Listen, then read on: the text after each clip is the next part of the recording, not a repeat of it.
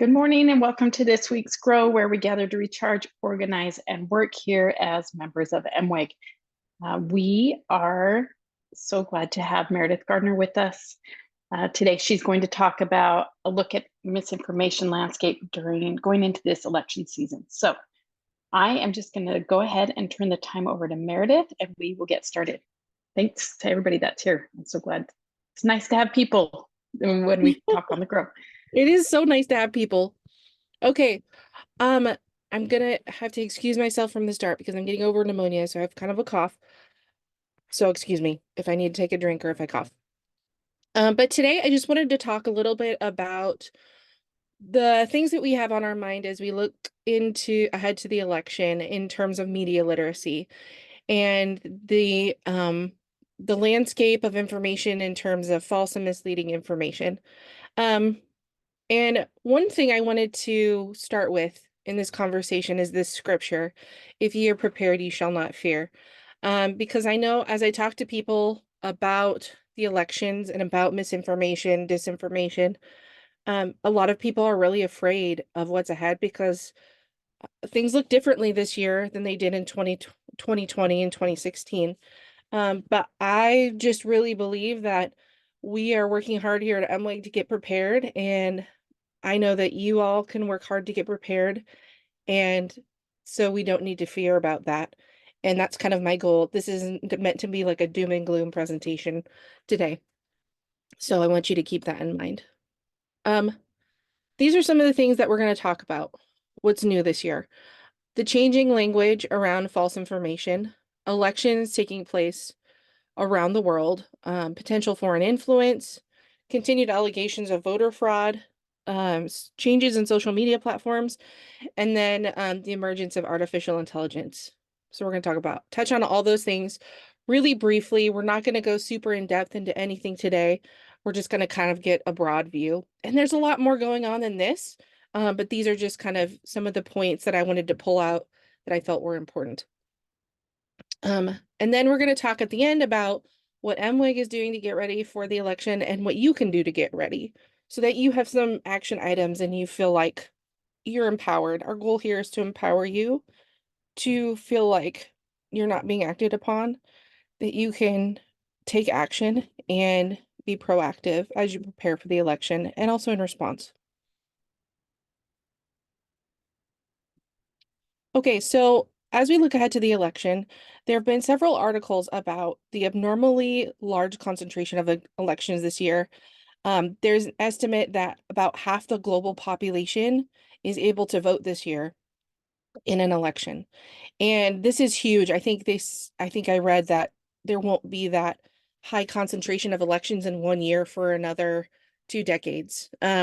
So democracy is already under stress around the world with migration, with war, with all these big issues that are causing stress. And it's just something really important to keep in mind that there's a lot of democracy experts who feel that going into 2025, the world could look very different, or it may not. But there's a lot of elections happening this year, and the way information is going to come into play is going to be huge, and it already has affected some elections. We'll talk about that. Um, I want to, before I start off, it's funny because I had a discussion with one of my colleagues this morning about misinformation and disinformation. She had just been to this big conference and said, we need to stop using those words. And I was like, well, I'm doing this presentation this morning and it's already titled A Look at the Misinformation Landscape. So I just want to tell you that the words misinformation and disinformation have become very politicized. And a lot of people are pushing back on those words, and a lot of policies have been made to push back um, that are people fear censorship. And so when we use the words misinformation and disinformation, what they're hearing is people talking down on them, people fearing censorship. So we're going to be kind of moving away from those words going forward and instead talking about misleading information, information that is designed to trick us. And including the word us, including yourself in the conversation is really important. We want to make sure that we come at these conversations from a point of humility and not looking down on people for being misled, but acknowledging that we can all be misled and that bad information is targeted at everyone. So just wanted to make that point before we get too far into the conversation. I hope that makes sense. Um, Authoritarian countries are trying to discredit democracies and exacerbate divisions as we go into this year. We've already seen it happening in Slovakia. There have been false information from Russia trying to influence their election. China has been trying to influence elections in Asia, and foreign entities are spreading propaganda and amplifying misinformation about candidates and social issues and election processes in the United States as well. And so that's just something to be aware of. That is a real thing that is happening that people are tracking around the world. And the goal is to destabilize democracies and to destabilize the West in that. And so it's just something to be really aware of that it is happening. Um, There are also continued allegations of voter fraud. There's an article that came out a few months ago that said 3 in 10 Americans believe that Joe Biden was fraudulently elected. To me, that seems like a really big number. Um, uh, and so there's still a good chunk of our population that feels like there was voter fraud and that influenced our 2020 election results, and that it could continue to influence election results moving forward. Less than half of Americans have quite a bit of confidence that votes in the 2024 election will be counted accurately. And this is problematic because having faith in our system of elections is a cornerstone of what makes our democracy work. And if people don't have faith in that, then people can't move forward with the election results. It becomes so much more difficult. And so we have this in mind at MWIG. In 2020 there was no evidence of widespread voter fraud. And so this is just something important to keep in mind, that there are still quite a few people who believe that the election was rigged or that there is voter fraud that is affecting the results.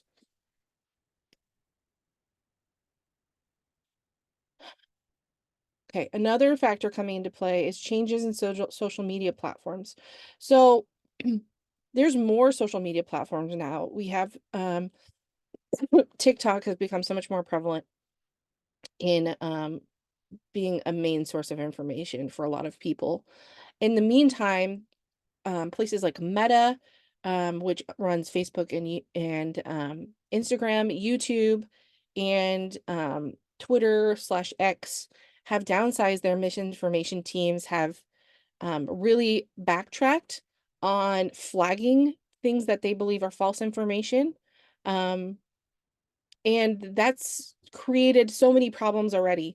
There's already so many reports of, on X, there's been a lot of anti-Semitic talk on there that's gone unchecked. On YouTube, they aren't taking down videos about that would perpetuate election misinformation anymore. And so that is potentially going to be really harmful moving forward as we get closer to the election.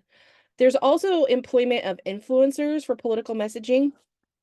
So if you don't know what an influencer is, it's a person who is on social media who usually has a large following, and they influence people to buy things or to, um, th- you know, they give their opinions about issues or about people. And actually, the White House, in the last several years, has shifted to kind of cater to influencers more. And so political action committees and other groups can actually pay influencers to issue political messaging on social media platforms, and that's largely unregulated.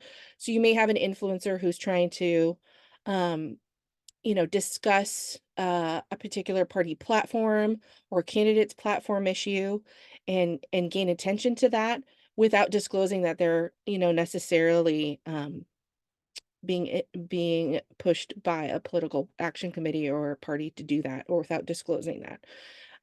So that's really important to keep in mind. That can be a huge way of spreading information and changing votes and changing minds as we move forward.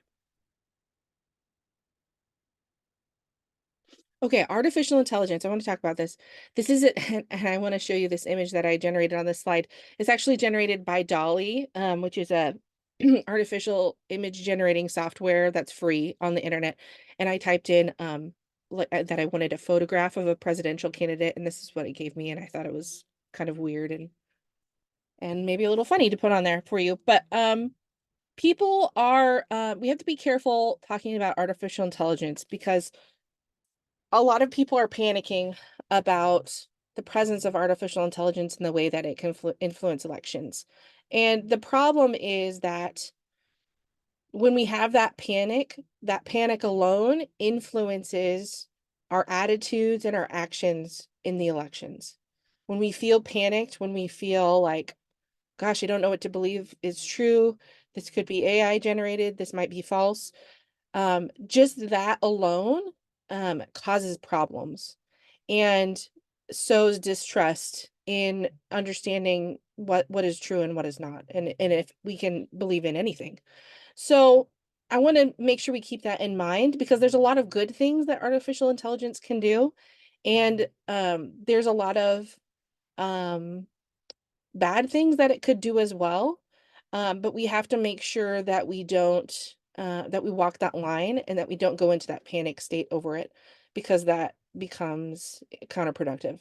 So so far we're seeing campaigns are using artificial intelligence to create ads and target audiences. And Congress has not done a lot of regulating on this yet. There's been some discussion of whether campaigns are going to have to disclose when they use AI, um, whether anyone's going to have to disclose use when they use AI, or creating like AI watermarks so people can trace back to where videos or images or audio was made. But that's going to be a factor moving into this year. A good aspect of AI is that social media platforms can use artificial intelligence algorithms to monitor content and to flag potential bad information or harmful information. Um, there's a lot of concerns about the use of deep fake and cheap fake images, video, and audio. So a deep fake video is really sophisticated and can be difficult to distinguish from a real video. And those could happen, but are less likely than cheap fake videos, which kind of look like, a crappy video you would take on your phone yourself. And maybe more pixelated, less sophisticated.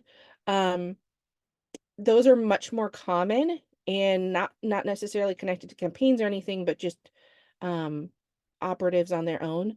Those can definitely influence people more. We've seen that a lot with um the wars that have been taking place in Ukraine and Israel. Um, Audio is another big issue. AI can be used to generate audio, and we saw in Slovakia some AI generated audio of a candidate that was used during the campaign that was false, and they used it in an attempt to influence the results of the election. So, Meredith, I have a question for you. yeah. Uh-huh. Um, I feel like a little bit with pictures, you can sometimes tell Mm-hmm. the AI generated photos, right? Because Mm-hmm. hands look weird or certain things look weird.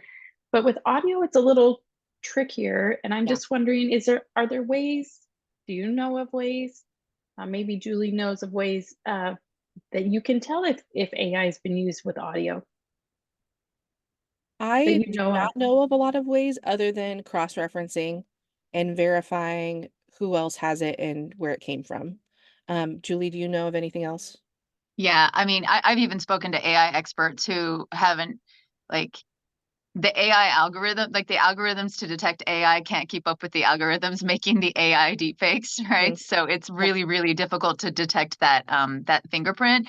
And so it's as I mean, I'm to the point now where anytime I hear a clip, if it sounds unbelievable to me or Mhm. surprising, especially, that's when I mean, usually you can do a pretty quick Google search and like Snopes will come up or somebody it'll come up, I'm like, did Hillary Clinton say XYZ? Mhm. Mhm. And you can pretty quickly discover that you've been duped. Yeah. Yeah. Thank you. Verify, verify, verify, right? Yep. It's gonna be all about, yep, verifying information. Absolutely. It's Especially funny, like, sorry, just a funny thing go when you ahead. say verify, I had a news editor who would always say trust but verify. And I feel like the trust is out the window at this Yeah. point. Like I Mhm. truly don't trust anything anymore. Yeah. Which is not a very fun place to be in, but also the trick is to balance like feeling, always alert, but also not allowing that to make me cynical, Mhm. in my consumption of the news. Yeah. Absolutely. Did you have any other questions, Rachel? No, that was Okay, just awesome. something. And as I said before, we have to be careful with the discussion of AI. There's so much debate around AI among election experts right now about the real potential for harm that it can cause. It, and also not wanting to overblow those concerns and make people so hyper vigilant, excuse me, that they tune everything out and that they feel like there's nothing that they can trust and they feel like they don't have the skills to verify. um so we do have to walk that line with that. Okay, so I just want to mention what MWEG is doing.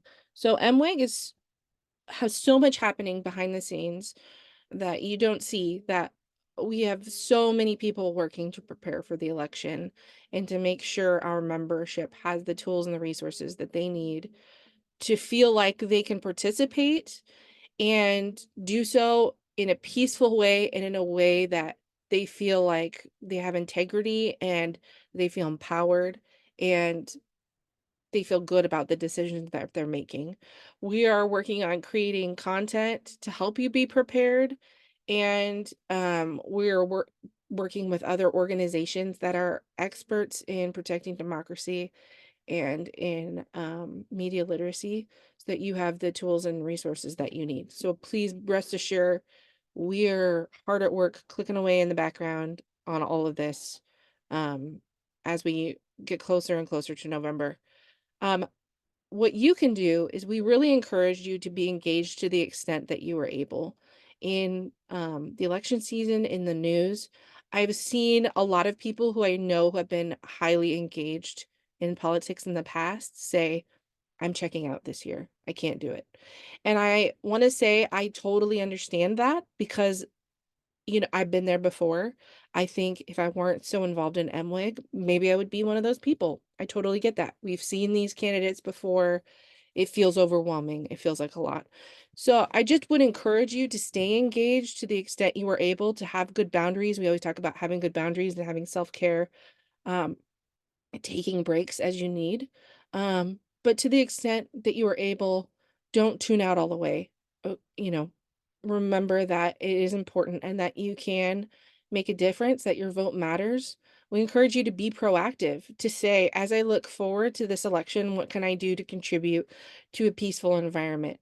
Um, what can I do to encourage others to be engaged in this effort? Maybe that means having a voter preparation party. Maybe that means volunteering as an election official or working as an election official. I did that last November and it was so great and I highly suggest it. It just made me have so much hope in our democratic processes to be able to work with people and um all all philosophical points of view politically and make the election happen. So I highly suggest getting involved as much as you can. I know everyone has varying degrees of capacity in that. Be aware of the language you are using around false or misleading information.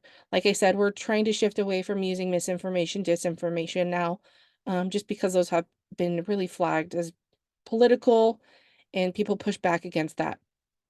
And also practice good media literacy skills. And I'm just going to review a few of those really quickly. These are taken from another slideshow we made that's about media literacy and peacemaking. So this is just 2 tips. Like I said, proactively consume information from a variety of sources and perspectives. So you're going to look for reliable sources. And when I say reliable sources, it's important to acknowledge that no source is perfect. Um, news news outlets and reporters, they make mistakes, and reliable outlets will admit to those mistakes and correct them as best they can when they do make mistakes. So use media bias charts, or there's media bias charts.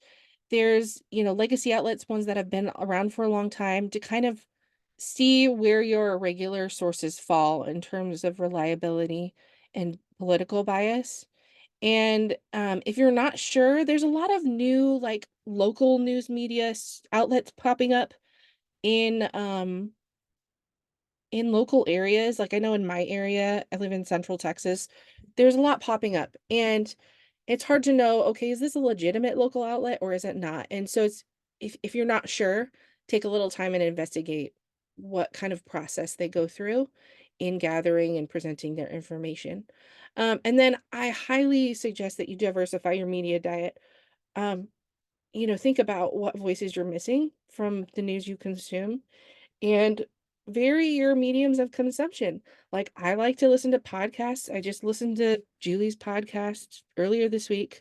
I like to look at my phone. I don't watch a lot of TV, so I don't get a lot of TV news, but I do listen to, like, NPR in my car. So, as much as you can, vary your mediums of consumption, and that can diversify your diet a little bit as well. And then the second thing, this is something we've hammered on and we're going to continue to hammer on, is the SIFT method. In that, when you see information, like Julie said, that seems unbelievable or that really pulls at your emotions and you're, like, just not sure about it, please stop and don't share it until you have done more research, until you have verified. And if you can't verify it, still don't share it. Like, wait. Investigate where it came from. Sometime this is usually pretty simple to figure out it, who is the author of this, where did they get this information. Find better coverage. Who else is reporting on this? Do they have different information? And then if you need to, go back to the original source. Especially in the case of visual media, you can do reverse image searches of um, on Google, and I think you can do video searches as well. And we have information about that on our Instagram about how to do those reverse image searches if you're not sure. Um, so that's what I wanted to share with you today. This is just some reading that I found and I found helpful in case any of you are interested. I'll leave this here for a second, but I just wanted to leave you with the thought that, like I said before, we're working to be prepared at MWEG, and we want to prepare you, and we don't want you to be afraid as you move forward. We've been working for, MWEG's been around for 7 years now. We've been working for those 7 years to educate our members, and even if you haven't been around that whole time, we have so much great information to help you learn about finding good information and discerning truth and being a peacemaker in that process. And I just have a lot of confidence moving forward that our members are going to do a fantastic job of spreading, um, helping spread good information as we go forward into the 24 election. And that's what I got. Rachel, does anybody have any questions? Julie was just asking about those links. I will put those in MWAG Central and in the Facebook discussion group so that people can follow up. I'll share the presentation with you so you can copy those. Yep, and it will also be, you can watch the recording. We'll be back in MWAG Central and on the Facebook discussion group and our YouTube. So you can definitely do that. Also, Meredith, as you were talking about using misleading versus misinformed, I think that it actually appreciates that people, instead of being like, you have poor information, it's actually saying the information that it's actually acknowledging that people are trying to find information and that they're doing some research. It's just that the information that they've been given is trying to mislead them. And whereas if you have no information and you didn't look for anything, then you just are uninformed, right? Yeah. Like you didn't try. And so I really appreciated that. And then also you touched on some of the things that MWAG's doing for our members that we've done in the past. I would highly recommend that people keep your eyes open for our materials for hosting a voter preparation party. That's something you could do for your local elections. That's something I did with some of my neighbors for some ballot initiatives, because I live in Arizona and we had one of the largest or amount of ballot initiatives a couple of years ago. So I invited, and we didn't actually talk candidates at all. We just talked about initiatives and the pros and cons, and then let people decide. So that's one thing that we'll have materials that'll come up. We will be touching on later in the year. Know your vote, grow your vote. That is, part of our being a principled citizen, of finding information on candidates and making, informed decisions for yourself. And so that's something then to be looking forward to. So that's all stuff that's coming down. And also part of that, next week on our Grow, we will be doing, we have some chapter leaders that will be talking about kind of how they do it on a chapter level, with their day at the Capitol visits and different things like that, of getting to know candidates, getting to know the issues that are important in your state and in your community. So I invite you all to join us next week as we do some chapter updates with those chapters that are active. So yeah, I was going to plug the chapters too. I know I'm in Texas and we are having our chapter voter preparation party coming up. So I don't think it's today. I think it's next Tuesday. So, that's something really easy to do and a great thing to participate in, to get together with your chapter. So check and see if they have an event going too. Yeah. If there's no other questions, then we will say goodbye for this week. And again, thank you for joining us. It's so much, it's easier to have a discussion when there's people to discuss with, right, Meredith? Yeah, totally. So thank you for being here, and we will see you all next week at our regular time at 10 Mountain Time. Bye, guys. Thank you.